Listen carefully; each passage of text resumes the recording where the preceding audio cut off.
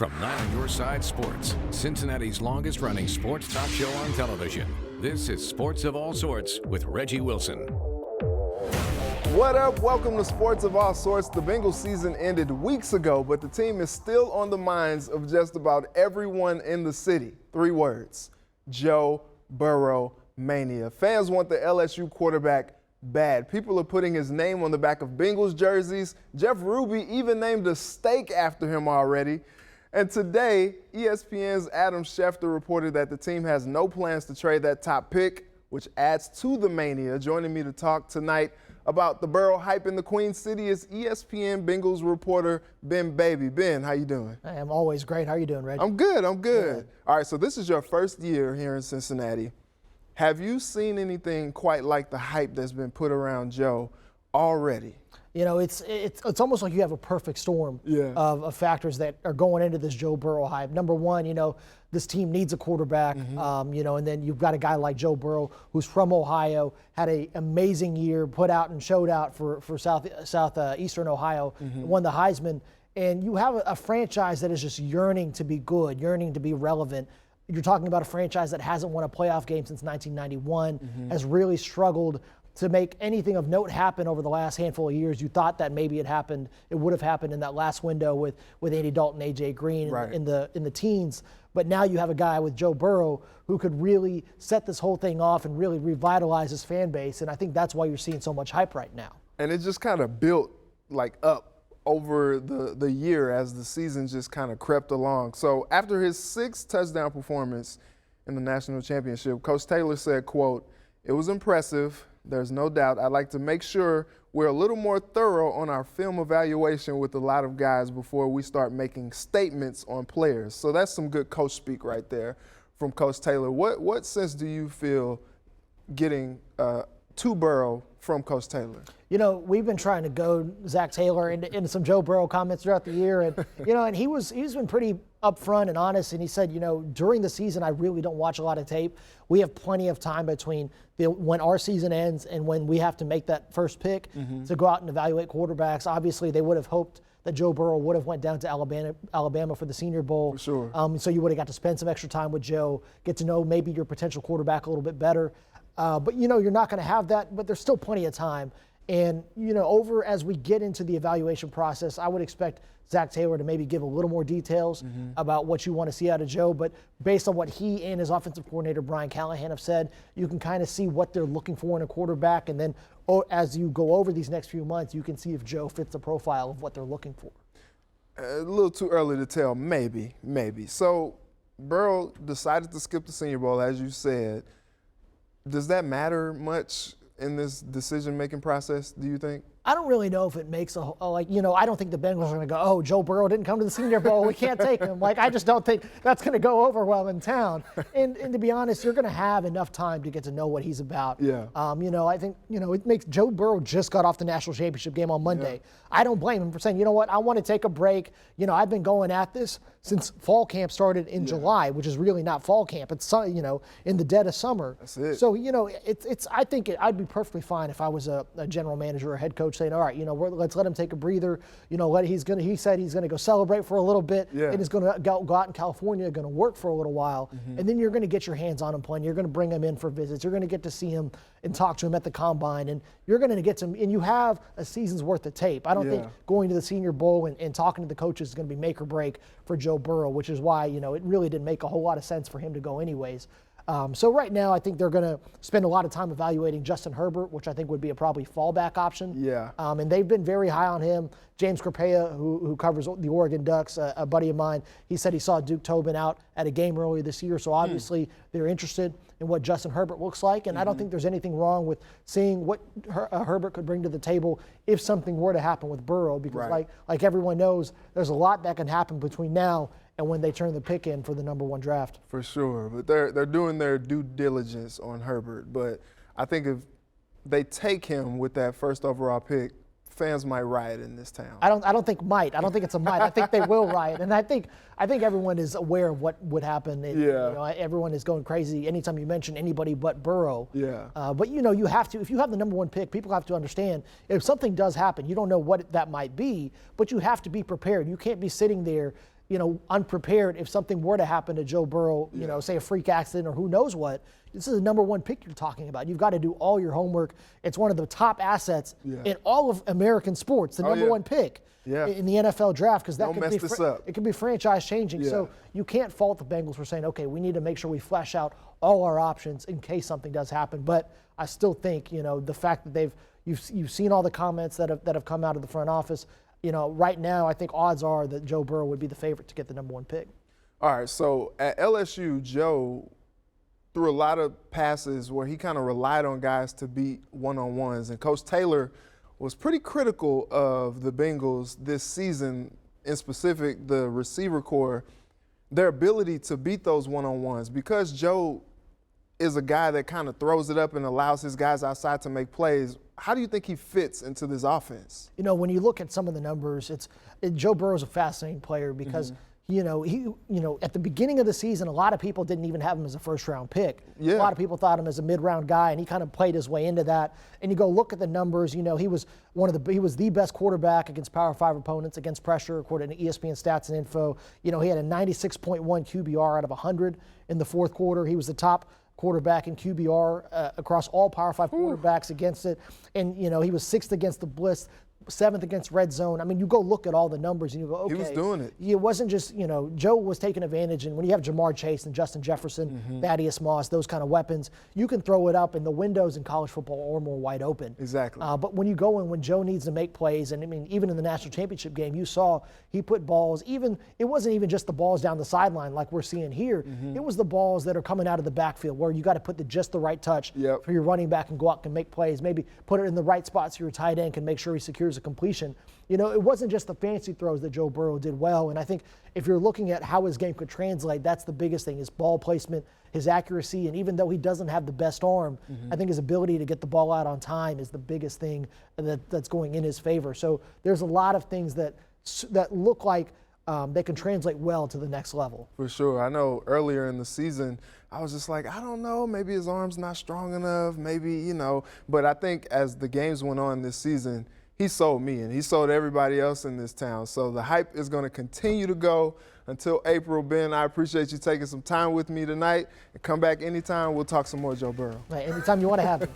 All right, thanks a lot, Ben. Coming up, we are going to the telestrator. Coach Daniels is going to break down some of Burrow's best throws after the break.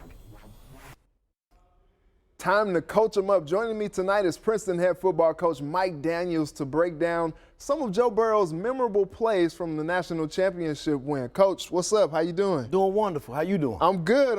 You ready to coach us up? I am. All right, let's get it going. Joe showed how much of a gamer he is with this first touchdown pass. So what you got is you got a 3-by-1 formation, but I want you to look at the splits by the wide receiver. They're condensed down, just a minor split to create more space on the outside to be able to run verticals. What you see is a flash fake by the running back and quarterback, which makes the safety go downhill and get his eyes in there. At that point, Joe knows that he has a one-on-one situations on the outside, and he took his best matchup and threw a beautiful ball, beautiful location, and you got 7. Wow, it's just a beautiful, beautiful ball. I think Bengals fans were salivating on that throw. Absolutely. So Burrow can also make some things happen with his legs, and you know all about that with your legs making things happen. But he showed some athleticism on this play, Coach. So what you got here is an empty formation. And again, Clemson committed to going to a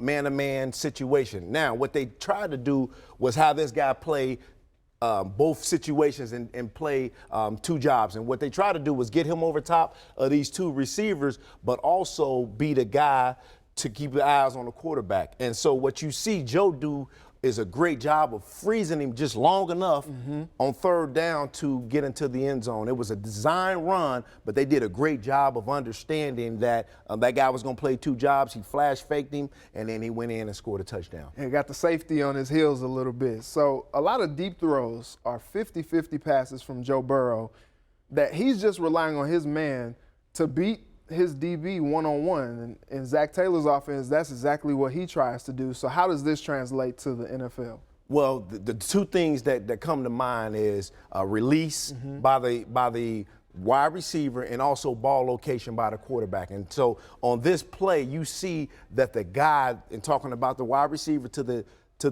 short end of the field, did a great job of his relief. He dipped inside and pushed vertical enough to not get pushed out of bounds, as you can see. And then Joe did what he did. He threw as good of a ball as you can possibly throw in that situation. Perfect. You go look at any pro quarterback, and most of them can't make that throw. Yeah, that's awesome. And so Hugh's playing the game here. Let me set the scene. It's 3rd and 10, 21 seconds left in the half. Joe is running here, 3rd and 10, and you say it's designed. Absolutely. So, again, they went back to a critical down, went back to an empty formation. They knew that they were going to get some sort of man-to-man, and so what Joe did was he paused long enough and schemed them up to be able to get a first down. And as we know, he is athletic enough to flash. He waited, and then he found enough space to get the first down. And as we know, that was as critical of a down or 3rd down in this game, and he did a great job. It was designed. They knew that they were going to go it man-to-man, and it was a great call. And that put them up 2 scores. Well, set up them to be able to put LSU up 2 scores, which kind of just put it away a little bit. Absolutely. Yeah, so the last play that we have, this is an interesting concept. You were trying to tell me how to do this particular concept, but I don't think I was understanding, but you got to coach us up about this formation, Coach. So what you got is a condensed 2x2 formation.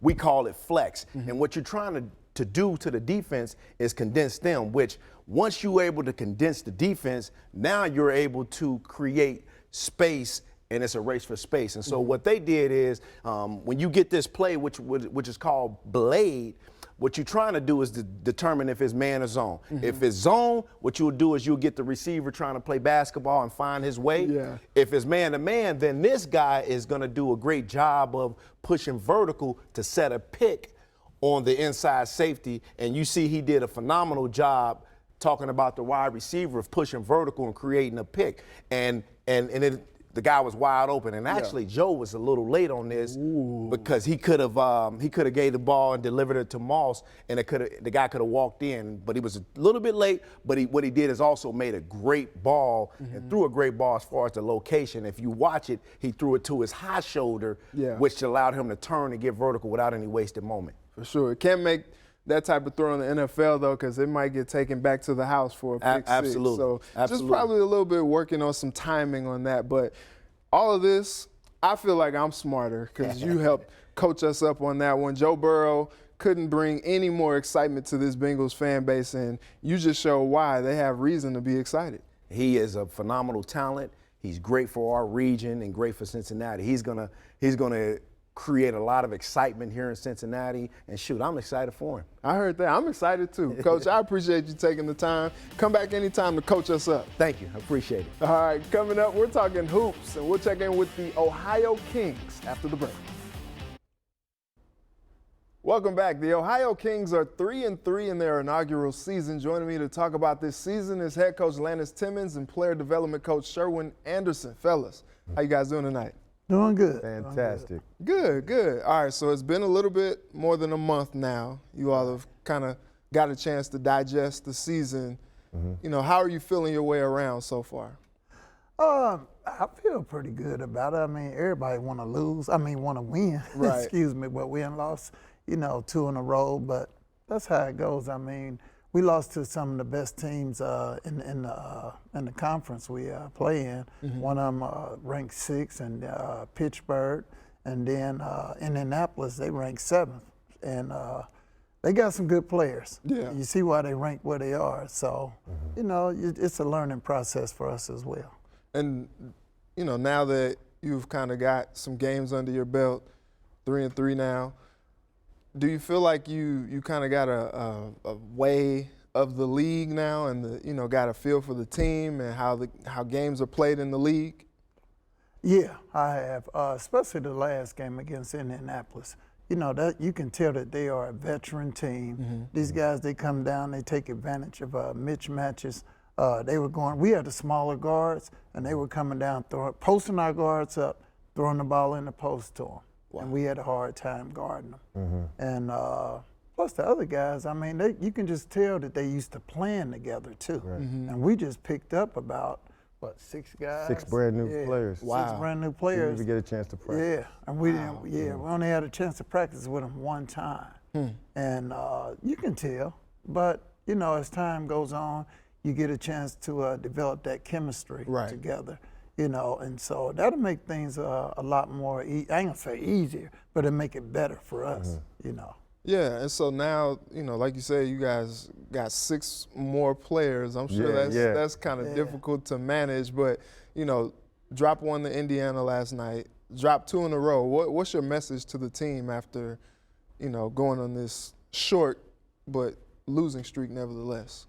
Well, number one, being able to get the guys to practice. You know, sometimes we might not even practice. We might do workouts and that kind of thing, but when you come there and we have 4 guys, you know, and not, you know, the guys that's going to be starting, you know, it takes, you know, time to develop that chemistry. And that's what we're dealing with a little bit right now. But since we picked up these other guys, and then again, we haven't really had a chance to gel with them like we're going to. Right. You know, so I just feel like with time and, you know, getting some guys that also understand the game of basketball a little bit more too. The basketball IQ, we're kind of lacking in that too. I mean, if you come and watch us, you'd be like, man, they got some guys that can shoot, they got some guys that can handle, but do they know when to shoot? When to pass? So that's what we're dealing with too. And Sherwin, you obviously have a deep basketball background. You played at Xavier. Yeah. You from Brooklyn, you know, people always say that's the Mecca. The Mecca, baby. Yeah. So what's your perspective watching this team? Because you work these guys out a lot. We're a new team in a very tough league.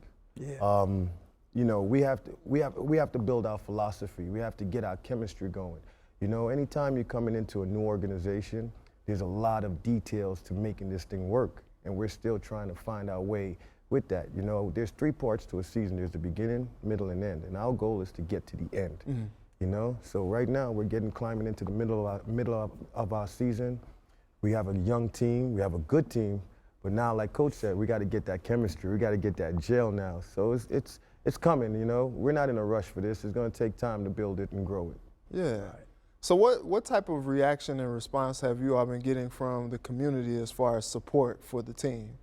I think we've been doing pretty well. Last night we had a pretty good last night it was a fantastic event, man. We had, you know, I'm the MC, I'm the man that moves the crowd. And Indianapolis came with a crowd that was just loud and really positive, and they were supporting their team in a wonderful way. Wow. You know, we have something growing here and that I would love the people in Cincinnati to come out and take a look at, because it's exciting.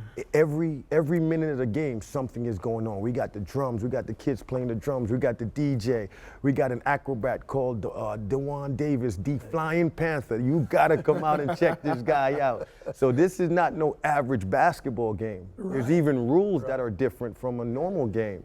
So there's a lot going on for an average fan. Right. That's awesome. Well, you all got the Cleveland Blazers on Saturday.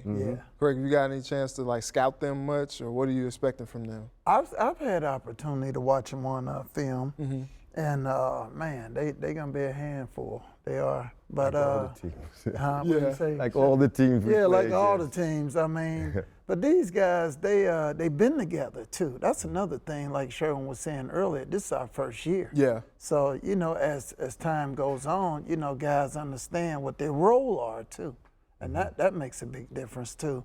And they have they have 2 kids that's 6'7", and then they have some high flyers that's 6'4", 6'5". I mean, these guys, they get on the glass and they can shoot. Wow. And that's what we were talking about earlier in the back room, that when you play against our competition, Man, they got about 3 or 4 guys on their team that can flat out shoot. Yeah, because and that's why our scores be so high in the high scoring games. I was gonna say. I'm telling you, great. the scoreboard don't get to where it be just by looking at it. Right. I mean, these guys, they can flat out put it up and put it in. So for sure. 148 points, my man. Yeah. Wow. We lost to Pittsburgh 147, and we scored 122. Like usually that should get it done. Right, That should get it done, but when you got guys, man, and as a coach, when they shoot the ball, you just looking at it and you be like, man, here go another one. Yeah. Here go another. And it's by a different guy. Right. It's not just the same guy. They be having like 3 or 4 or 5 guys that can shoot. Yeah. So that's what we be going up against, but, we'll be all right. We'll be all right. I feel good about our chances every time out. All right, well, we'll be watching. We'll see what happens. Try to get off that slide. But I appreciate you, Coach Timmons. Yes, Sherwood sir. coming in. Appreciate you. Come back anytime. All right? Appreciate having us. Yes, sir. Appreciate All it. right. Thanks a lot. All right, we'll be right back to wrap up the show. Well, it's been real. It's been fun. It's been real fun, but we got to go. I'd like to thank Ben Baby, Mike Daniels, Lannis Timmons, and Sherwin Anderson for joining me tonight. And to my village who helped put this all together, thank you. Hope you enjoyed the show. Let's do it again next Sunday. Until then, thanks for watching. Have a good night and a very blessed week.